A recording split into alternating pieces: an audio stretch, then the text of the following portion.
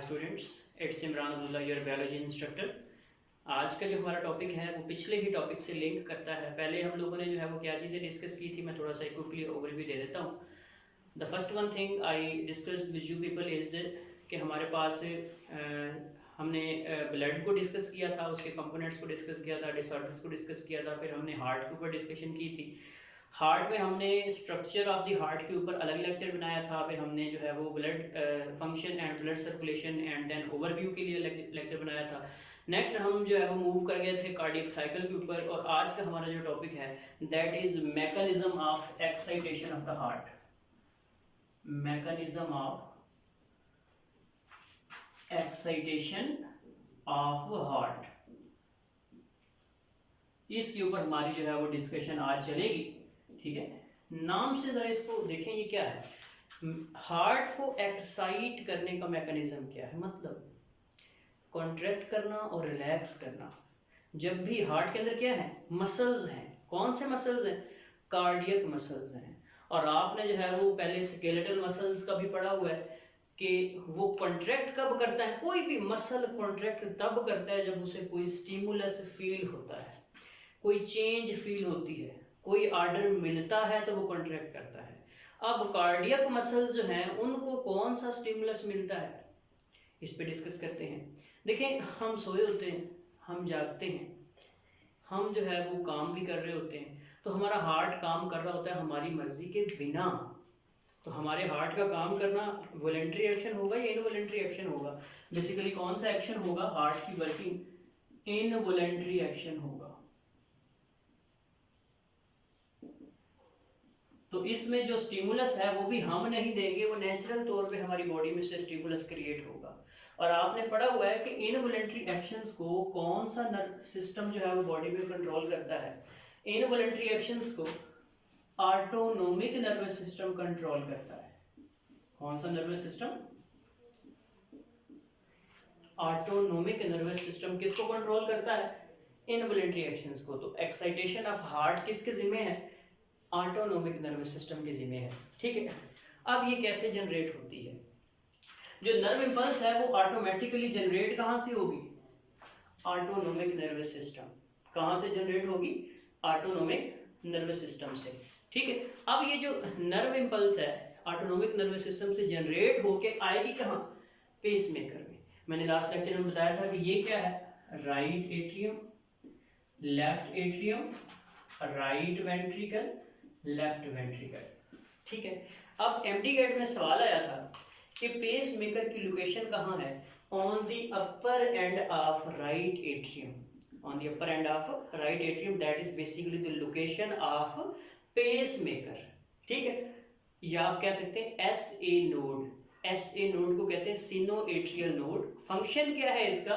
It receives the nerve impulse required to contract the heart, required to contract the chamber of the heart। कहाँ से receive करता है? Autonomic nervous system से, और आगे transfer करता है ताकि कार्डियक सिस्टोल हो सके।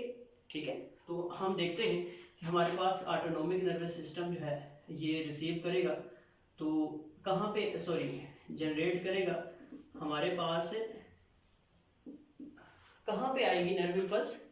On the upper end of the right atrium क्या मौजूद है? पेसमेकर।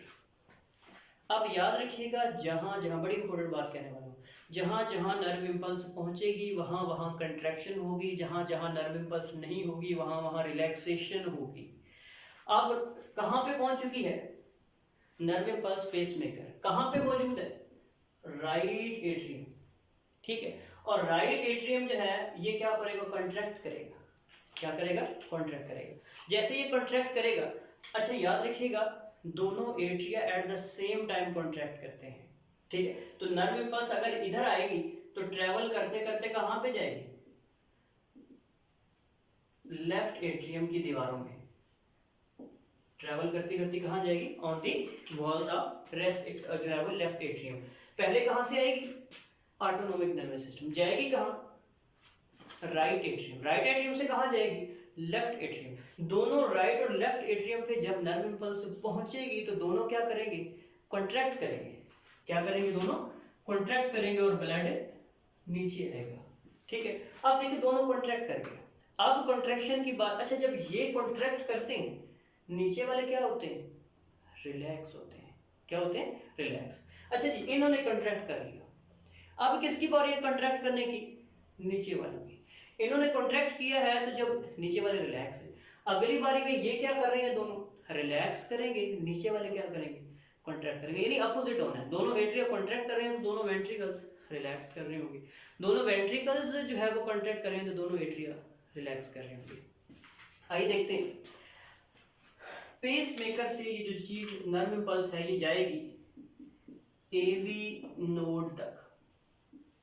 एवी नोड कहाँ पे मौजूद है, एट्रियो वेंट्रिकुलर नोड, एट्रिया और वेंट्रिकल्स के सेंटर में वाक़या है, ठीक है, यहाँ पे जाएगी। ये एट्रियो वेंट्रिकुलर नोड जो है बेसिकली ये अलाउ करता है, इसका काम क्या है, it basically allows nerve impulse, ठीक है, कार्डियक नर्व इम्पल्स कहां से कहां जाने के लिए, from atrium to ventricles, atrium to ventricles, ठीक है, यानी एट्रियम से दोनों वेंट्रिकल्स तक आने के लिए दरमियान में गेट कौन सा है, एवी नोड। गेट कौन सा है, एवी नोड। याद रखिए इस देखिए गेट पे चेकिंग होती है, ठीक है, चेकिंग में थोड़ा टाइम लग जाता है। नर्व इम्पल्स ने एट्रिया से कहाँ जाना है, वेंट्रिकल में, इसको यहाँ पे चेकिंग में थोड़ा सा टाइम लगेगा 0.15 सेकेंड, और इसलिए बुक में लिखा है कि यहाँ पे डिले होता है। अच्छा याद रखिएगा ये डिले क्यों होता है, सवाल आ जाता है पेपर में, ताकि जो हमारे पास जो ये कॉन्ट्रैक्ट हो रहे हैं ऊपर से, जो हमारे पास एट्रियम है ये कॉन्ट्रैक्ट हो रहे हैं, ये पूरी तरह कॉन्ट्रैक्ट हो जाए, इस वजह से। अब अगेन इसको सुने कि in order to make sure atria are completely contract, this is the reason why the nerve impulse has to wait of 0.15 second at AV ventricle, AV node before traveling towards the ventricles. Okay जी, अब यहाँ से ये किधर move करेगी, AV node से ये चीज move करेगी, हमारे पास बंडल ऑफ हिस होते हैं। अब ये क्या होते हैं, एक्साइटेबल फाइबर्स हैं। क्या है ये, एक्साइटेबल फाइबर्स हैं। एक्साइटेबल फाइबर्स क्या होते हैं, ऐसे फाइबर्स जिनको नर्व इम्पल्स मिलती है तो ये कॉन्ट्रैक्ट करें, क्या करते हैं, कॉन्ट्रैक्ट करते हैं, और ये कहां पे मौजूद होंगे, between two walls of ventricles. यहां पे तो हमने सिंपल सी डायग्राम बनाई है कि हमारे पास ये वाला वेंट्रिकल और ये वाला वेंट्रिकल, इसके दरमियान में कुछ स्पेस होती है, उस स्पेस में कौन होते हैं, बंडल ऑफ हिस, ठीक है। फिर यहाँ से ये नर्व इम्पल्स जो है वो ट्रेवल करती करती कहाँ पे मूव कर जाती है, परकिंजे फाइबर्स। अब परकिंजे फाइबर्स क्या है, ये भी एक्साइटेबल फाइबर्स है, और ये परकिंजे फाइबर्स कहाँ मौजूद होते हैं, in walls of ventricles, या आप कह सकते हैं कि basically these are the muscles present, these are the fibers present in the muscles of the ventricle। आप इसको wall of ventricle की बजाय कह सकते हैं muscles of ventricle।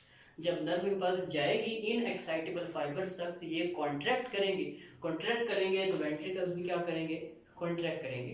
ये वेंट्रिकल कॉन्ट्रैक्ट करेगा तो ब्लड यहाँ से लीव करेगा, ये वेंट्रिकल कॉन्ट्रैक्ट करेगा तो ब्लड यहाँ से लीव करेगा। ये ब्लड सर्कुलेशन आप लोग जो है वो ऑलरेडी यहाँ पे डिस्कस पिछले लेक्चर्स में कर चुके हैं। तो हमारे पास आज के लिए इतना ही, मज़ीद जो है वो नेक्स्ट टॉपिक्स को समझने के लिए इस चैनल को देखते रहिए। अब तक के लिए इतना ही, अपने इंस्ट्रक्टर को इजाज़त दीजिए, अल्लाह हाफिज़।